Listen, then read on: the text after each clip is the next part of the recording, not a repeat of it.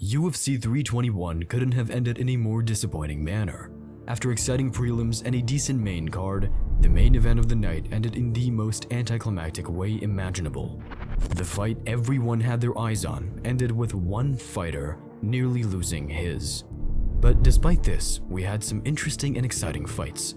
Mackenzie Dern won the vacant title, Umar Nurmagomedov outskilled a surprisingly game Mario Bautista, and Nurmagomedov proved he's one of the scariest prospects to emerge at light heavyweight in a long time.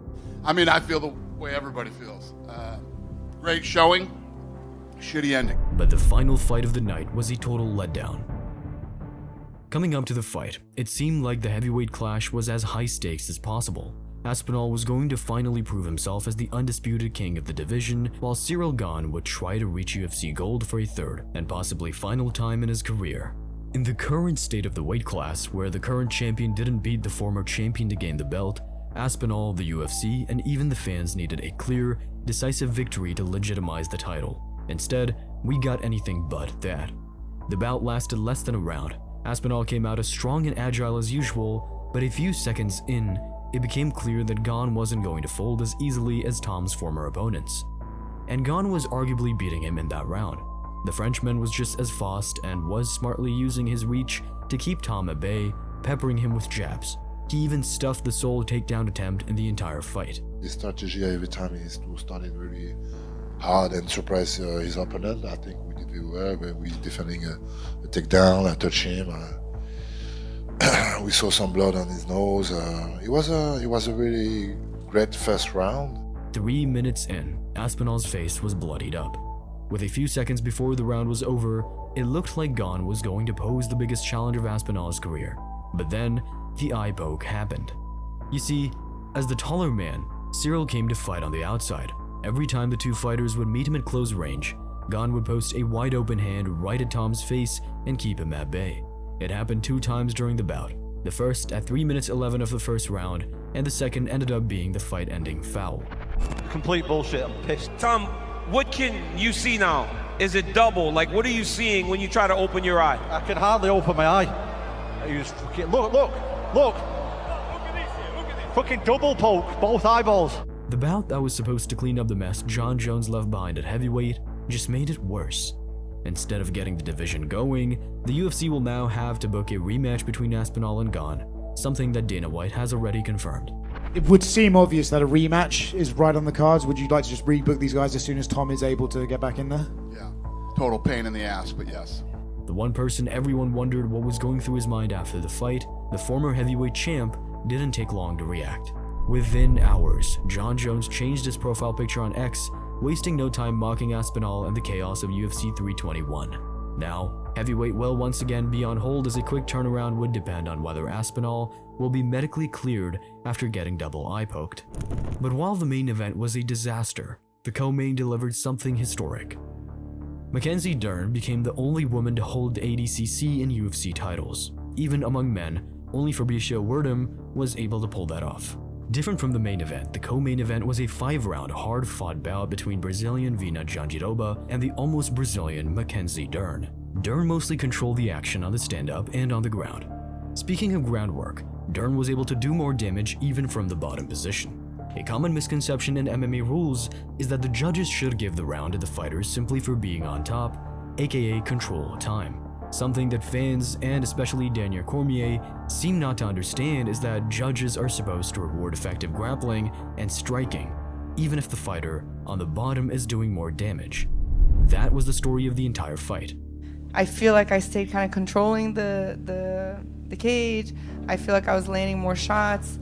And we kind of felt like that we could let loose on our striking, because if we did fall on the ground, we are comfortable on the ground. You know, obviously there's always that risk of getting the round stolen from you being on the bottom, but I really just try to be like dangerous on the ground and like attacking the whole time, like trying to get a submission. When I saw that she was kind of really just stalling, I tried to like just kick her off of me and get back up again.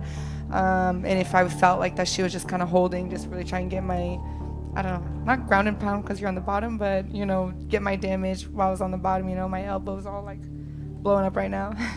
Dern was quicker and more precise in the striking department.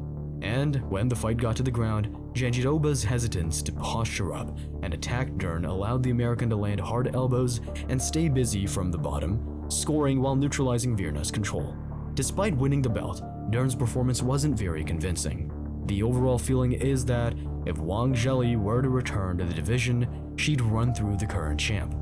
And even contenders like Tatiana Suarez and Amanda Lemos have a good chance of giving Dern a very short reign at strawweight. While there are some doubts about Dern's ability to retain the belt, one bantamweight fighter became undeniable after a major win. Most expected Umar Nurmagomedov to completely run through Mario Bautista. But despite coming up short, the American fighter proved he's more skilled than many people give him credit for. For 3 rounds, the two fighters engaged in exciting grappling and striking exchanges. While Umar was ultimately able to control and advance positions, usually ending a back take, Bautista had the most dangerous moments of the fight. In the first round, he locked in a toe hold on Umar that looked tight enough to end it right there. Umar rolled and somehow escaped, ending the round on Bautista's back. In the second, Bautista landed the hardest shot of the fight, a knee to the head as Umar was dipping. I have this big mistake. I always go down, I do it a lot of time, and even the gym coach, Habib, they all the time told to me, don't do this, you have to fix this, you have to fix this. And today I pay for it, and we're not perfect, right? The shot was so hard, it should have knocked Nurmagomedov out, but ultimately, the Dagestani was able to recover. The third round went calmer for Umar, who was able to control the action while threatening takedowns. Nurmagomedov won a unanimous 30-27 decision, but even at a loss, Bautista's gameness was undeniable. This win likely sets up another shot at the belt for Umar Nurmagomedov. Merab is fighting one more time this year, facing former champ Gane. If he wins, the two could have a rematch as soon as February. I think a lot of people want to see you fight for the title again, especially if it's Merab. If Merab wins and wants a quick turnaround for February before Ramadan, would you be happy with that, or are you hoping to wait for the springtime? Of course, I will be happy. I will be even thankful. And we'll see what's gonna next. After Merab ran through Corey Sandhagen a few weeks ago, it feels like if anyone has a good shot at beating him, it'd be Umar. But while he definitely has the skills to match Dvalishvili, today's performance also showed some concerns in the cardio department. Despite decisively winning all rounds, Umar did look a little bit tired by the end of the fight. With cardio being Merab's best weapon, he'll need to be sharper if he wants to keep up over 5 rounds.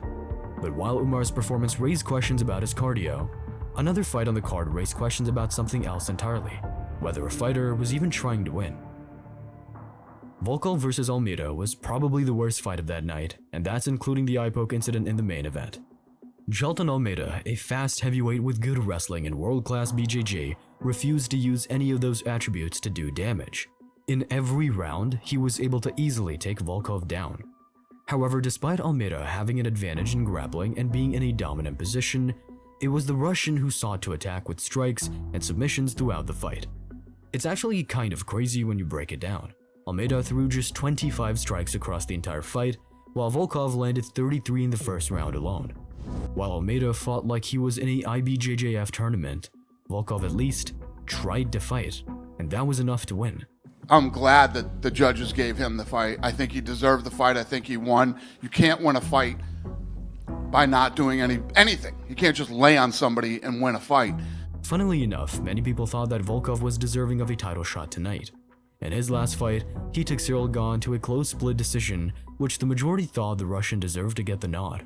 But now, even after winning again, he'll probably have to wait for the rematch between Aspinall and Gane.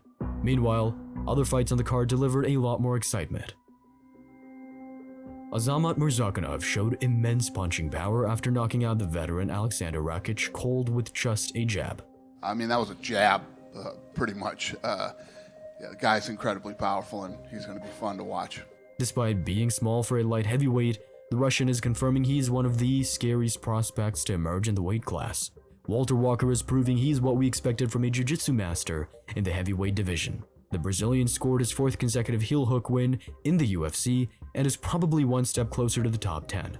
He's only 27 years old and could, in a couple of years, become a contender. Quillan Salkild had the most devastating knockout of the night and possibly the year. In his bout with Nasrat Haqparast, he landed a Crow Cop-like head kick that had Haqparast unconscious before even hitting the canvas. Salkid is now 3-0 with the UFC with 2 devastating first-round knockouts. While still early to say, he could be Australia's next MMA star in the coming years. So while UFC 321 didn't give us the closure we wanted, it did set the stage for another heavyweight clash between Aspinall and Gane. It also gave us a new champion in fan-favorite Mackenzie Dern and set up Umar Nurmagomedov to fight for the title one more time in 2026. If you like this video and want to keep up with everything happening in the fight world, go ahead and hit subscribe. There's plenty more coming.